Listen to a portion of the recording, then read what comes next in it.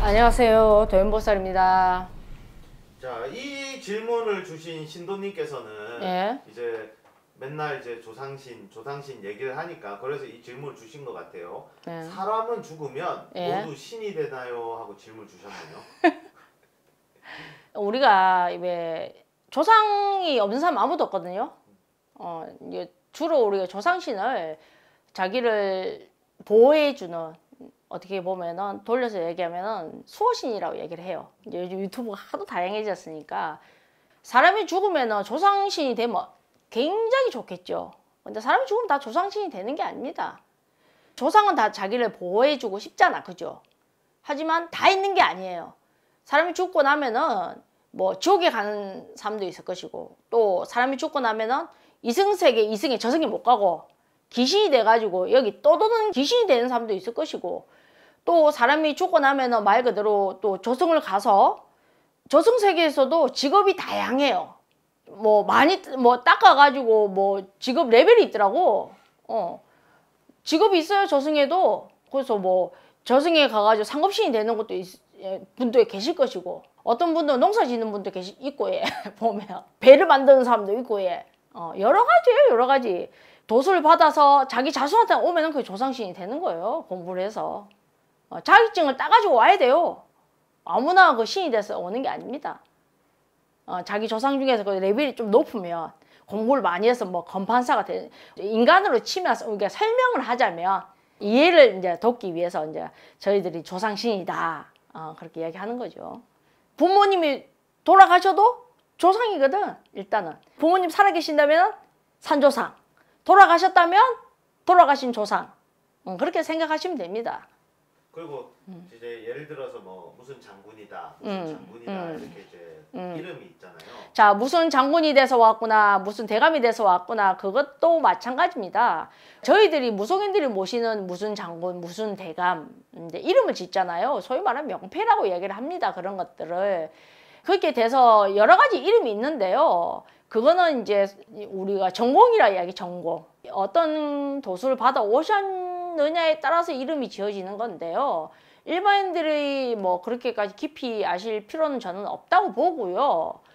그런 걸 이해를 돕기 쉽게 설명을 드린다면은, 우리도 인간들도 그런 거 있잖아요. 왜 아까 제가 말씀드린 검사, 판사 이렇게 있듯이 라이센스, 자격증 많이 공부를 많이 해서 도수를 많이 받아서, 그러니까 일반 조상신보다는 높은 계급의 신, 높은 계급으로 그렇게 도수를 많이 받아서 이제 신령님들이 어떤 무속인들한테 오는 그런 신은요, 점을 치는 그런 도술, 뭐 약주를 받아서 내릴 수도 있고요, 뭐 점사를 보는 그런 공부를 해서 내리고, 그런 도수를 받아서 내리는 거예요.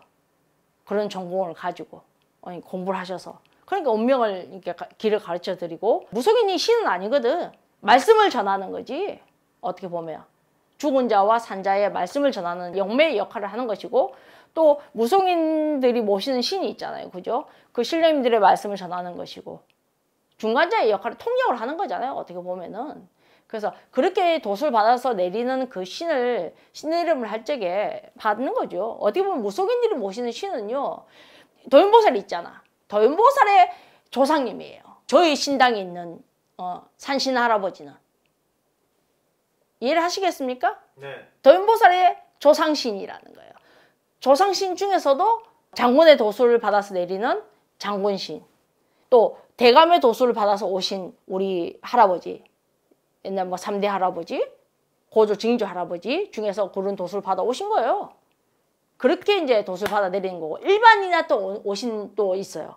어떤 분이 점사 보러 오시면 대감을 딱 싣고 오신 분이 계세요, 일반인들도. 그러면 그 집 조상님 중에서 그런 점사를 보시는 그런 전공이 아닙니다. 사회에서 또 그런 높은 아주 도수를 받아서 그런 대감을 딱 어깨 싣고, 장군을 어깨 싣고 도수를 받은 그 조상님을 어깨 딱 싣고 오시는 분이 계세요. 일반 아주 레벨의 그 조상신을 싣고 오는 게 아니고, 그런 분들은 대부분 보면은 밑에 사람들을 이끌고 리더를 한다든지 대장을 한다든지 그런 직업을 가지고 계세요. 자기 조상이 원력이 좋아서 대감장군을 돛을 받아 내려도 힘의 원력의 차이가 대부분 그런 돛을 받아 내리면은 대부분 연골이는 안 한단 말이야. 대가리를 한단 말이야. 내 나름 대감이고 장군이고 리더를 한단 말이야. 그러면 10명의 부하를 이끌고 내릴 수도 있고 자기 조상이. 그러면 조그만 10명의 자손도 한 10명의 부하를 이끌 것이고 또 10,000명의 부하를 이끌고 리더를 하고 조상 원력이 대단한 그런 실력을 가지고 올 수도 있다. 많이 닦아가 조상이. 그러면 말 그대로 10,000명의 큰 기업체를 운영을 할 수도 있고 뭐 장군신이 와가 앞을 쓰고 뒤를 쓸 적에는 정치를 한다든지 아니면 큰 기업체를 할 수도 있는 거예요. 그분도 또 A급, B급, C급이 있다. 같은 조상이라도. 그죠? 네. 맨날 이제 그 이런 유튜브나 이런 데 보면 맨날 우리 장군님 뭐 장군님 높은 할아버지 뭐 이런데 전부 다 높다고 하시니까 우리가 신내림 할 때나 어디 할 때나 안 높다고 하는 사람은 아무도 없다. 그거 우리가 자손이 내릴 적에 죽여준다는 조상은 없습니다.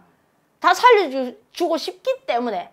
하지만 조상들도 마찬가지. 조상이 없는 사람은 아무도 없잖아. 그죠? 자, 조상과 조상 간의 경쟁이야. 감독님 조상이 있죠. 또 다른 도연보살의 조상이 있단 말이야. 자, 조상과 조상 간의 싸움인 거예요. 그 중에 누가 이기느냐. 많이 닦은, 많이 힘이 센 조상이 이기는 거야. 우리 인간 사회도 경쟁의 사회잖아요. 그죠? 조상의 사회도 마찬가지인 거예요. 천상에도 전쟁을 합니다. 이해가 되십니까? 네네. 조상신도 만약에 우리 엄마가 돌아가셨잖아. 제일 하급신이야. 그 위에 높은 할아버지, 뭐 고조, 징조 중에서 그 조상이 나한테 올 수도 있고 안 올 수도 있어요. 무조건 있는 거 아닙니다. 왜? 고조, 징조 그 정도 높은 조상 정도 되면요. 자손들이 많아요.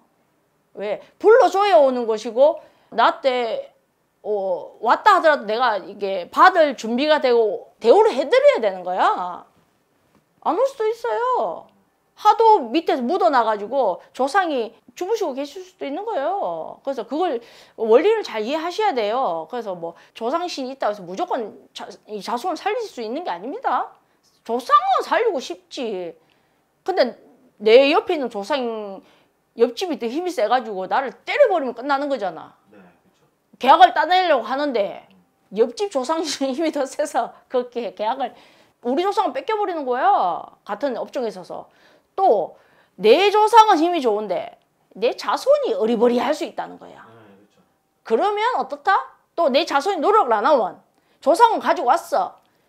가르쳐준다. 노력을 안 하면 어떻게 돼? 뺏겨버리잖아. 무슨 뜻인지 아시겠습니까? 네. 원리가 그렇다 이 말이야. 근데 일반인들은 뭐 당신의 조상이 뭐 돛을 받아 왔다 대감을 실으셨다 하면 신이 와요? 무당해야 되는 줄 알아. 그거 아닙니다. 설명을 제가 너무 길게 했나요? 너무 어렵게 했나? 아니요. 그래서 조상신은 무조건 이제 조상이 내가 죽고 나면 조상은 맞지만 신이 돼서 올 수 있는 건 아닙니다. 왜? 죽고 나서 조상이 한이 많고 자살을 한다든지 내지는 뭐 원한이 많이 맺혀서 내지는 뭐 무슨 고에 묶여서 뭐 이사 잘못해가지고 목신고에 묶인다든지 뭐 당상고에 묶인다든지 뭐 잘못이 뭐 갑자기 죽어버렸다든지 뭐 예고 없이 죽어버렸다든지 뭐 어떤 이유에 의해서 고에 묶여버렸다면은 저승을 못 갈 수도 있어요. 그럼 귀신이 되는 겁니다. 그러면은 신이 못 됩니다. 그래서 무조건 죽는다고 해서 조상신이 되지는 않는다. 결론 내린다면 그렇게 마무리를 지으면 될 것 같습니다. 오늘 여기까지만 하겠습니다.